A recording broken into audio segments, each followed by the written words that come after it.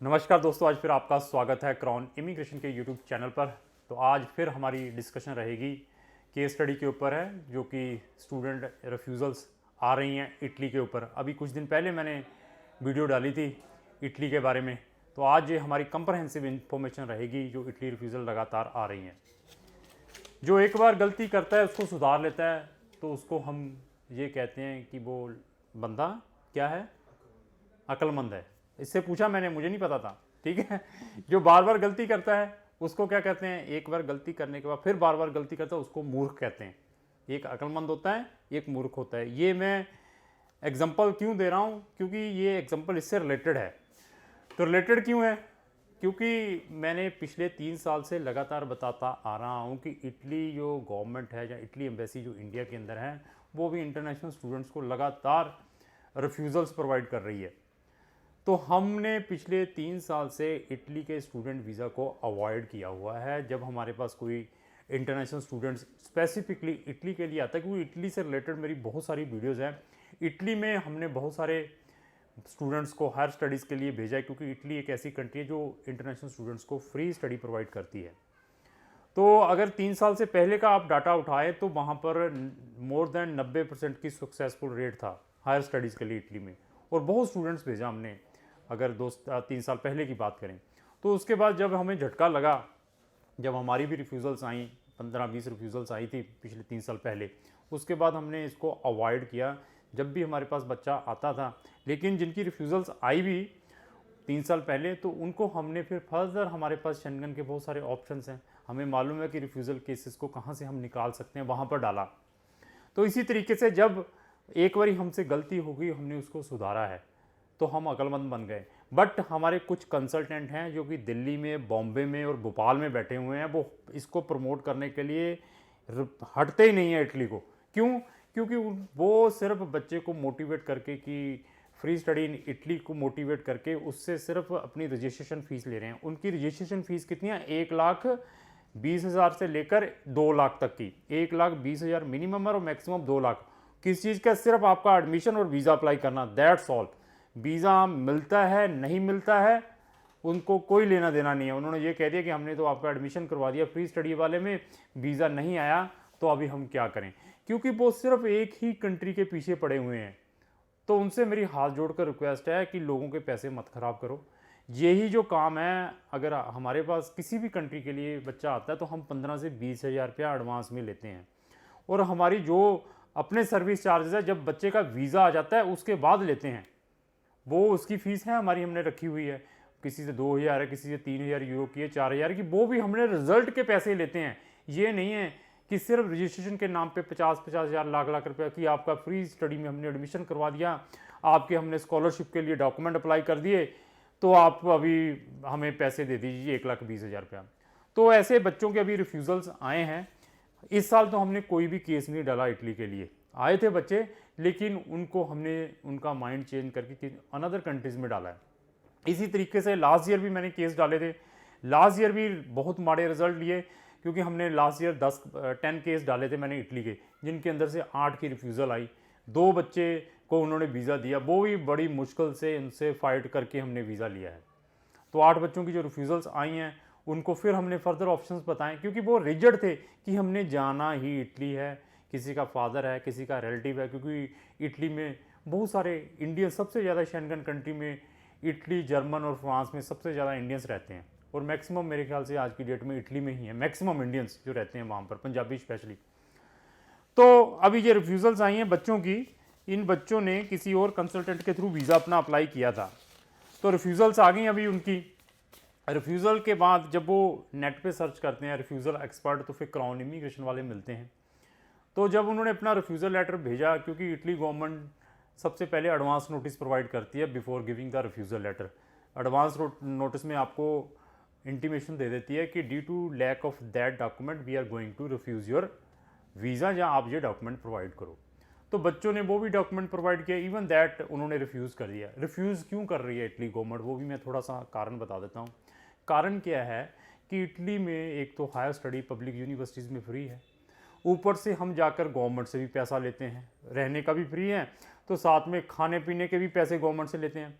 Government के लिए आज की डेट में मतलब इंटरनेशनल स्टूडेंट हेडक बन चुके हैं।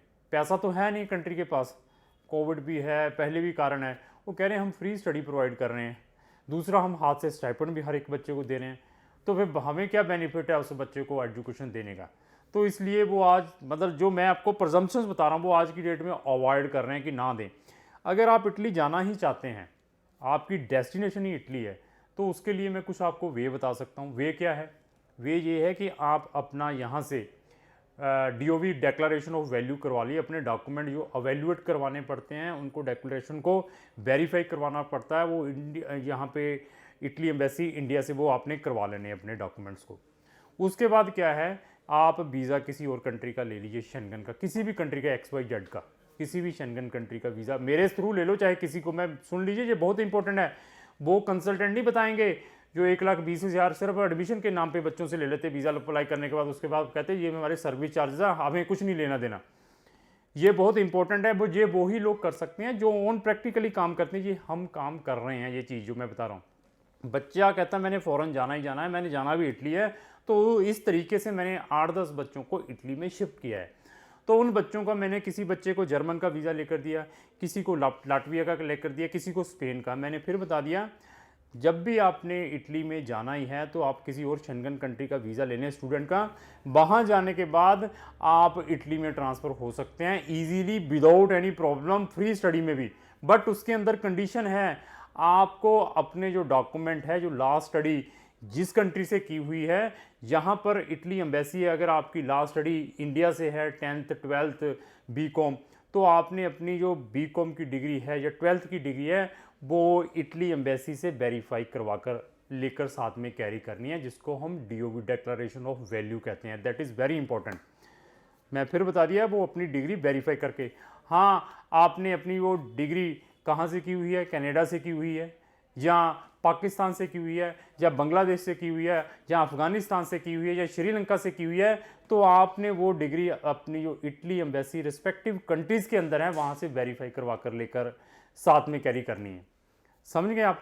अगर इसको आप कैरी करके साथ में ले जाएंगे तो आप 110%, मैं गारंटी नहीं किसी चीज़ की देता हूँ, लेकिन मैं इटली के लिए 110% की गारंटी देता हूँ आपको। मैं जिस कंट्री का आपको स्टूडेंट वीज़ा मिला है वहाँ से इजीली रीलोकेट कर सकता हूँ इटली के अंदर, अगर आपके पास ये DOV साथ में है।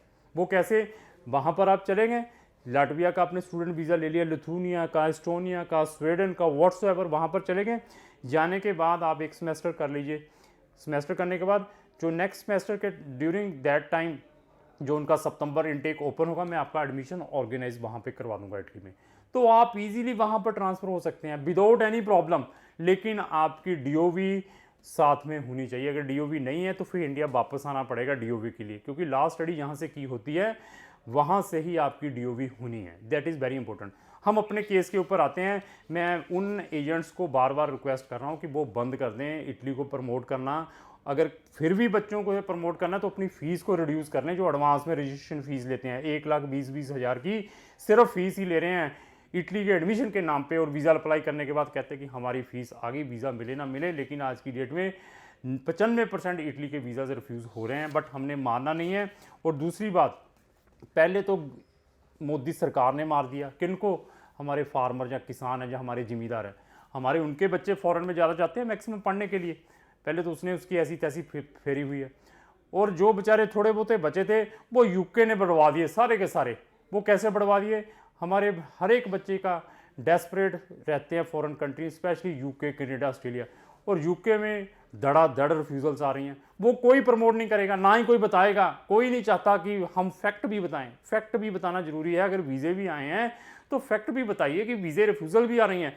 तो वहाँ पर फीसें बच्चों ने इतनी भेजी हुई हैं, किसानों ने बेचारे ने किसी से लोन लिया है, किसी से आड़ती से लिया हुआ है, बैंक से उठाया हुआ है, तो अभी डरे हुए हैं। क्योंकि बहुत सारे किसानों के फ़ोन आते हैं हमारे पास, ज़िम्मेदार ऑफिस में मिलके जाते हैं, जब मेरी वीडियो देखते हैं, सर हम मिले अभी क्या करें यार, हमने फ़ंड भी दिखा दिए हुए हैं, वो भी इंटरेस्ट पे उठाए हुए हैं, आड़ती से अभी क्या करें। और बाकी UK ने जो बेचारे बचे हुए थे उन्होंने मरवा दिए।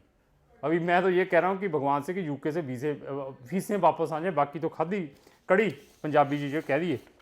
तो ये वीज़ा बच्चे का रिफ्यूज़ आया है। पहले उन्होंने एडवांस नोटिस दिया, एडवांस में उन्होंने इंटीमेशन दी कि आपकी ये शॉर्टकमिंग थी। शॉर्टकमिंग क्या बताइए कि आप ने जो अपने सोर्स ऑफ इनकम है प्रॉपर नहीं लगाए, इसमें प्रॉब्लम्स हैं।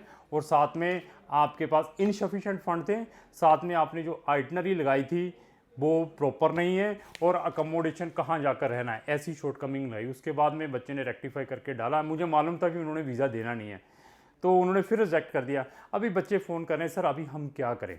और बच्चों की प्रोफाइल है 80% 85% +2 की हुई है, डायरेक्टली बैचलर डिग्री में एडमिशन मिला है वहाँ की पब्लिक यूनिवर्सिटीज़ में, और बीटेक वाले भी 2-3 स्टूडेंट हैं। अभी ये रीज़न से उन्होंने रिजेक्ट कर दिया। बच्चे कह रहे हैं अभी करें क्या। तो इनके लिए मैंने फिर बता दिया कि जो सीधी उंगली से घी ना निकले तो उसके लिए टेढ़ी उंगली करनी पड़ती है। तो टेढ़ी उंगली क्या है, मैं कहा जो बंदा शरीफी से ना मारे तो फिर छत्तर उतारो अपना, तो इनसे लड़के वीज़ा लेना पड़ेगा अगर आप जेन्युइन हैं। मैं फिर रिपीट कर दूं, वर्ड जेन्युइन हैं। तो फिर इटली एम्बेसीज को हम कैसे लड़के वीज़ा ले सकते हैं, मैंने इसको कहा दोबारा रीअप्लाई करो, साथ में जो ऑब्जर्वेशन लगाई उसको रेक्टिफाई करो, और इसकी जो कॉपी है मिनिस्ट्री ऑफ एजुकेशन इटली को भी भेजो, साथ में अपनी यूनिवर्सिटीज़ को भी भेजो, और ministry of external affair of Italy को भी भेजो। साथ में अपनी जो भी आपके अंदर मतलब नफरत है इटली के लिए, मतलब जितनी भी गाली निकालना चाहते हो वो भी लिखो उसके अंदर, लेटर के अंदर जितना भी आप मतलब उससे फेडअप हो चुके हो सारी चीज़ें लिखो कि आप इतने लोगों का नुकसान कर रहे हो, एवरीथिंग, क्योंकि मुझे मालूम है कि क्या लिखना है। उसके बाद कहो कि लेन डिसीजन क्या लेना है, तब जाकर वीज़ा। और दे फ़ोन पे फ़ोन और मेलों पे मेल, और ट्वीट करें अपने सोशल मीडिया से डायरेक्टली मिनिस्ट्री ऑफ एजुकेशन को कि आपने फालतू में ये अब फ्री स्टडी इन इटली को प्रमोट कर रहे हैं, और यहाँ पर आपकी जो एम्बेसी है उसके रिव्यू पढ़िए, कितने लोग गंदे गंदे रिव्यू देते हैं एम्बेसीज को, वो रिव्यू उनको दिखाओ कि ये यहाँ तो ये लोगों को बेवकूफ़ बना रहे हैं, वीज़ा तो किसी को देते नहीं है, और वहाँ पर आप प्रमोट कर रहे हैं इंटरनेशनली हम फ्री स्टडी प्रोवाइड करते हैं, और मेरी प्रोफाइल तो देखो। ऐसा लिखोगे तो तब वीज़ा मिलेगा। ये मैंने चीज़ जो मैं अपना एक्सपीरियंस वो शेयर किया आपके साथ। तो अगर आपका, पहले तो मैं फिर बता दिया इटली में जाने का कोई फ़ायदा है नहीं है, क्योंकि रिफ्यूज़ल्स मिल रही हैं। जाना है तो मैंने वे भी बता दिया। अगर आपने किसी भी कंट्री में हर स्टडीज़ के लिए जाना है, क्राउन इमिग्रेशन के बाद there are lot of option.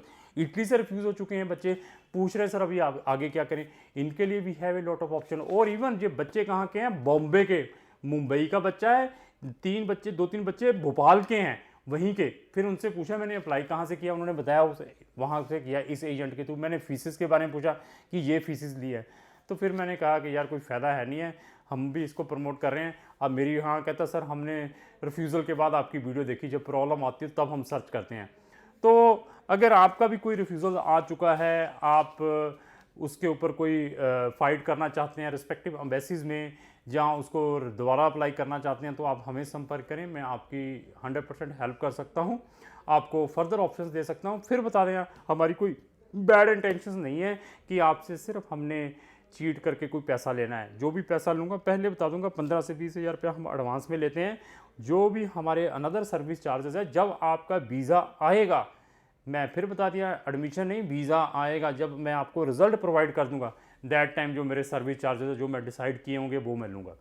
तो आपकी कोई भी क्वेरी है रिलेटेड टू एनी कंट्री तो आप मुझे संपर्क कर सकते हो। लास्ट में मेरा जो वो ही टुट्टा भज्जा डायलॉग जड़ा हैगा वो भी बोल देता हूँ। वो कौन सा डायलॉग है मेरा कि अगर आप इमीडिएटली कोई रिप्लाई चाहते हैं, अगर हमारा कोई स्टाफ फ़ोन नहीं उठाता, इसके ऊपर एक मेरी मेल लिखी हुई cicsgroups@gmail.com और एक व्हाट्सअप नंबर है 97 805 63 753। ये डायरेक्टली मैं एक्सेस करता हूँ। यहाँ पर अगर अपनी आप प्रोफाइल भेजेंगे तो आप 100% रिप्लाई पाएंगे, लेकिन पेशेंस से इमीडिएटली नहीं पाएंगे। मेरे पास जब आ जाती है मैं हर एक मेल की, हर एक मैसेज की रिप्लाई करता हूँ। तो एक साथ में और भी रिक्वेस्ट है कि मेरे चैनल को जरूर सब्सक्राइब करें, साथ में लगे हुए बेल आइकन को जरूर पुश करें। तो लास्ट यही रिक्वेस्ट है कि अगर आपको जो मेरी वीडियो अच्छी लगी उसको लाइक एंड शेयर करना होगा। Thank you.